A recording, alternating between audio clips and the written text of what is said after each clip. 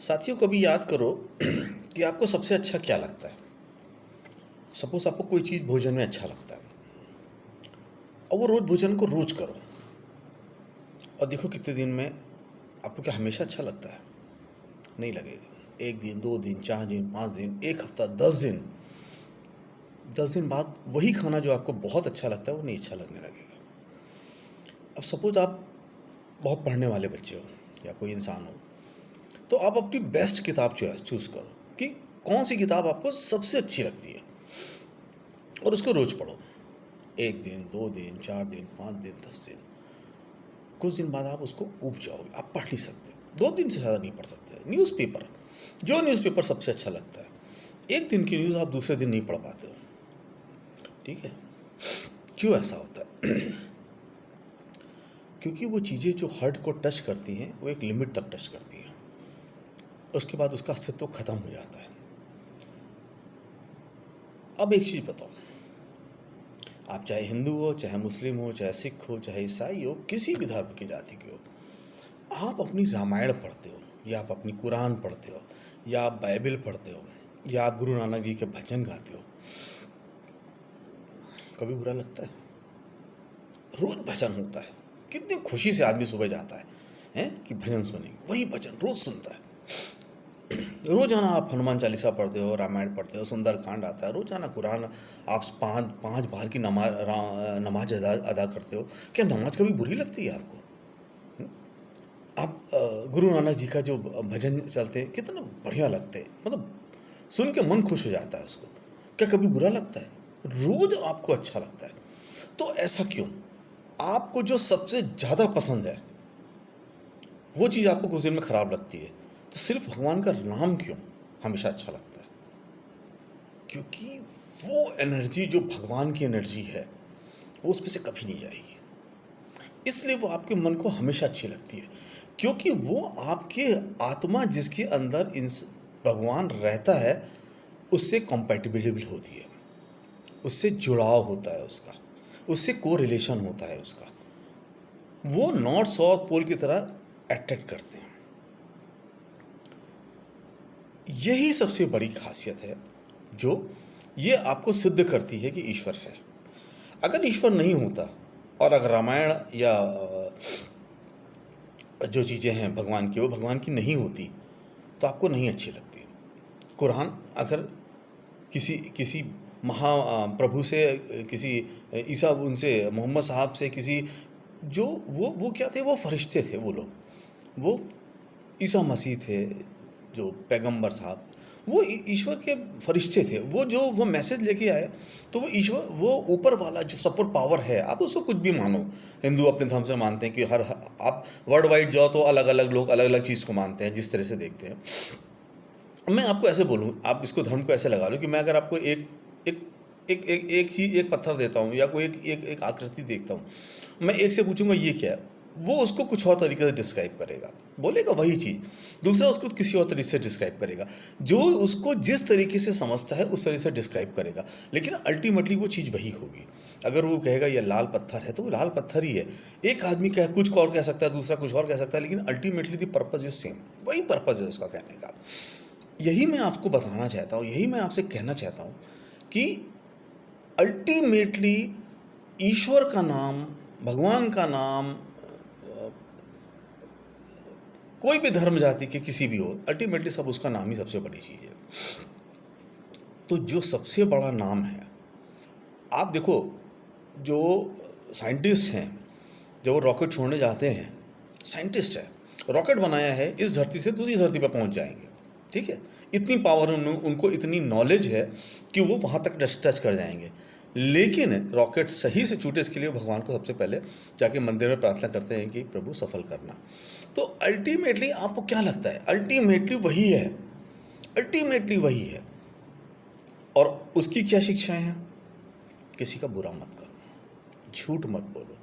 झूठ ये बड़ा इंपॉर्टेंट शब्द है आज के समय में, क्योंकि ये हिंदुस्तान झूठ के जो दबाव है उससे बिल्कुल दब के करा रहा है। कोई भी चीज़ नहीं है, वो चीज़ जीरो है।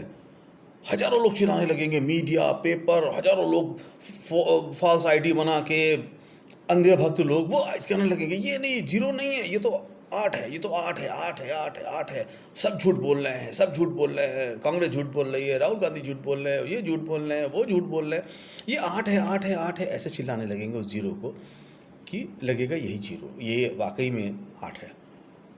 ये जो नगाड़ा बजा के झूठ बजाने का आया है, आदमी इतनी बड़े बड़े लोग और इतनी बेशर्मी से झूठ बोलते हैं। तो अब मैं, वो इंसान है और इंसान भी नहीं है, इंसान तो छोड़ दो, वो तो अभी डेविल्स में कन्वर्ट हो गए हैं, उनके उन ईश्वर इंसानियत उनसे बहुत दूर हो चुकी है।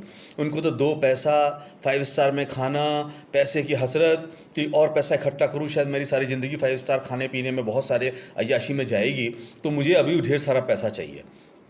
या वो, और वो अपने देश के प्रति, अपनी इंसानियत के प्रति वो बिल्कुल ख़त्म हो चुके हैं। वो बिल्कुल, मैं तो जानवर भी नहीं कहूँगा, क्योंकि कम से कम जानवर भी बड़ा वफ़ादार होता है। किसी भी जानवर के साथ अच्छा कर दो वो कभी बुरा नहीं करता है, तो ये तो उससे भी बेगैरत लोग हैं। लेकिन मैं आपसे कहना क्या चाहता हूँ, कहना ये चाहता हूँ कि ईश्वर की क्या संदेश है।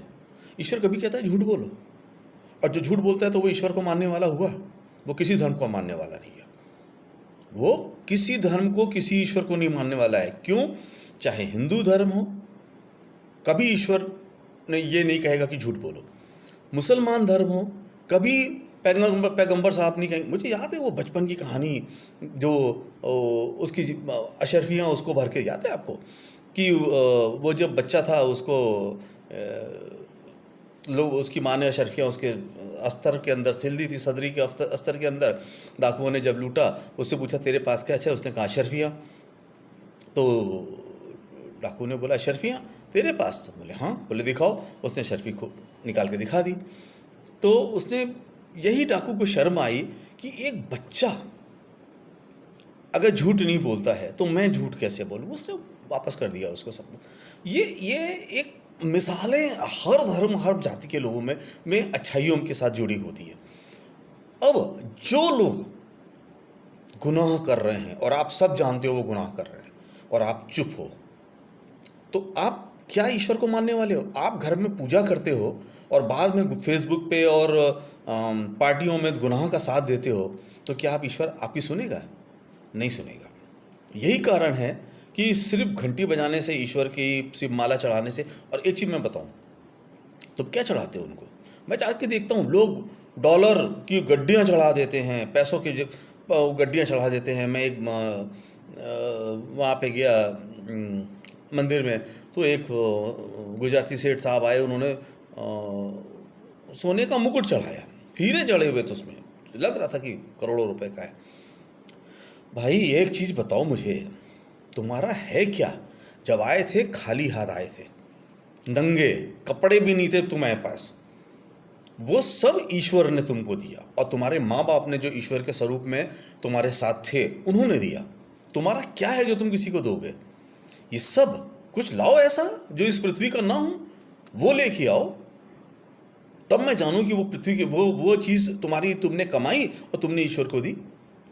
वो तो इंसानियत है, वो कमा नहीं पाया है। पैसा चढ़ाने से क्या होगा? भगवान, तुम क्या समझते हो भगवान लालची है कि तुम्हारे हीरे का जो मुकुट चढ़ाने से वो खुश हो जाएगा? तो उसके लिए हीरे की क्या वैल्यू है? वो पूरे पूरे ग्रह हैं जो सिर्फ हीरे से भरे हुए हैं, उसके लिए उसकी कोई वैल्यू नहीं है। भगवान का भी बाजार बना रखा है तुमने। तो मैं सिर्फ ये कहूँगा कि भैया, सबसे बड़ी एक